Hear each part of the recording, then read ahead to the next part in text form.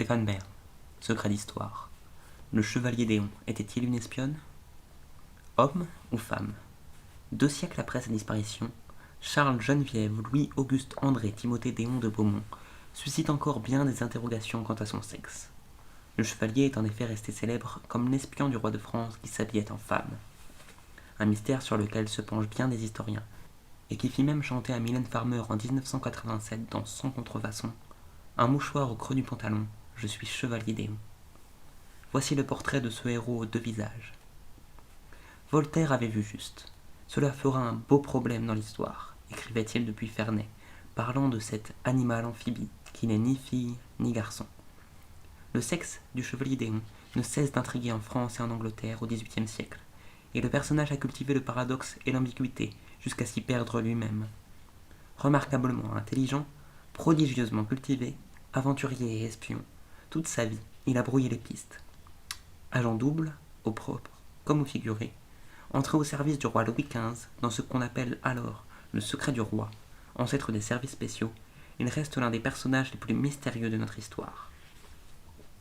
Né à Tonnerre, en Bourgogne, le 5 octobre 1728, dans une famille de petite noblesse, Charles Geneviève Louis Auguste André Timothée Déon de Beaumont est un garçon gracile, aux traits fins et délicats, presque androgyne. Excellent élève, il est envoyé au prestigieux collège Mazarin, à Paris, d'où il sort avec un diplôme en droit civil et droit canon en 1749. Il n'a toujours pas de barbe. Inscrit comme avocat au Parlement de Paris, il s'illustre par quelques écrits et savantes considérations qui attirent l'attention du roi Louis XV, lequel le nomme censeur royal pour l'histoire et les belles lettres. Repéré pour son intelligence vive, le chevalier Déon va vite être sollicité pour entrer au secret du roi.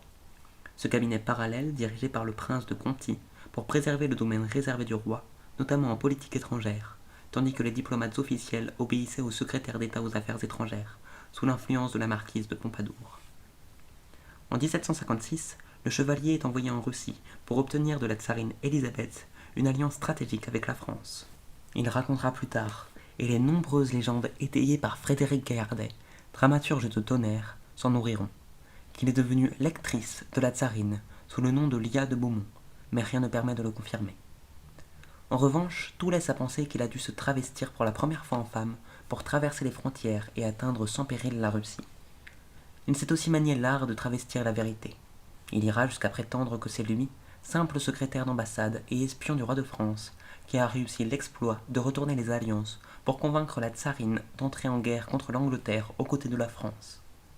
Ce qui, en revanche, ne saurait être contesté, c'est sa bravoure au combat pendant la guerre de 7 ans, durant laquelle il se bat comme capitaine de dragon de 1760 à 1762, ce qui lui vaut la reconnaissance du roi et l'attribution de la croix de Saint-Louis, privilège rare. Fort de la faveur royale, le chevalier Déon, alors âgé de 35 ans, retourne servir Louis XV en Angleterre comme secrétaire d'ambassade, sous les ordres d'un homme qu'il méprise et qui deviendra son pire ennemi, le comte de Guerchy. Parallèlement, il est chargé d'une mission ultra secrète, reconnaître les côtes d'Angleterre et du Pays de Galles, noter les mouvements des marées et d'autres détails précieux pour rédiger un plan de débarquement en Angleterre. Mais, ne supportant pas les remarques de son supérieur et menant grand train quand il doit le remplacer pendant quelques mois, le chevalier Déon se révèle mégalomane, affabulateur, tout en devenant, dans le même temps, l'homme incontournable de Londres. Il est l'objet d'un véritable engouement. L'aristocratie se livre à des paris sur le genre de son sexe. Et même, il échappe à une tentative d'enlèvement pour le vérifier. On le dit fou, puis on le prétend hermaphrodite, ou même femme. C'est de ce séjour à Londres que datent les dessins et caricatures qui le montrent mi-homme, mi-femme. On lui fait des procès, qu'il gagne, mais les tribunaux statuent qu'il est une femme. Criblé de dettes, il exerce un terrible chantage sur la couronne de France, voulant monnayer la correspondance secrète de la main de Louis XV. Nul ne veut que soient rendues publiques les demandes royales d'un plan de débarquement en Angleterre qui mettrait le feu aux poudres. Le monarque envoie alors à Londres un émissaire de talent, Pierre Caron de Beaumarchais. Un jeu de séduction s'établit entre les deux. Beaumarchais envoie à Éon des missives enflammées, demandant même la chevalière en mariage, avant que leur rapport ne s'envenime. Finalement, un protocole d'accord est trouvé. Le chevalier remet l'intégralité des documents, en échange de quoi il reçoit une rente à la condition expresse qu'il ne quitte plus jamais ses vêtements féminins. Pour la petite histoire, le chevalier Déon voulut se présenter à la cour du nouveau roi, Louis XVI, en tenue de capitaine de dragon, mais le roi, par ordonnance, lui demande de reprendre les habits de son sexe, avec défense de paraître dans le royaume sous d'autres habillements que ceux convenables aux femmes. Selon Michel de Decker, on l'embastille dans le costume féminin. Pourquoi le chevalier sombre-t-il dans la dépression et la conversion mystique s'il se pensait depuis longtemps comme une femme et se prenait pour l'incarnation de la reine des Amazones ou de la pucelle de tonnerre, comme il l'écrit lui-même? Sa liberté, sans doute, était de changer d'identité à sa guise et de ne souffrir aucune contrainte de son genre. Après un exil à Tonnerre, il retourne en Angleterre où, malgré son âge et ses vêtements féminins, il propose des exhibitions de duels à l'épée. Mais après une blessure et sans revenu, la Révolution française a mis fin à sa rente et ses biens ont été vendus aux enchères. Il arrête en 1796 sa carrière de duelliste. Il vivra dans une relative misère et sera même emprisonné pour dette. Il sera recueilli par Miss Mary Cole, chez qui il mourra le 21 mai 1810. Une autopsie est aussitôt pratiquée à Londres par le docteur Copeland, chirurgien légiste. Je certifie que j'ai examiné et disséqué le corps du chevalier d'Éon et que j'ai trouvé les organes mâles de la génération parfaitement formés sous tous les rapports. On ne saurait être plus clair.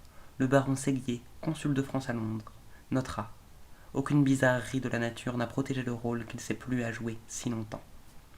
Ironie de l'histoire, il est enterré dans le Middlesex, lui qui a passé la moitié de sa vie en homme et l'autre moitié en femme.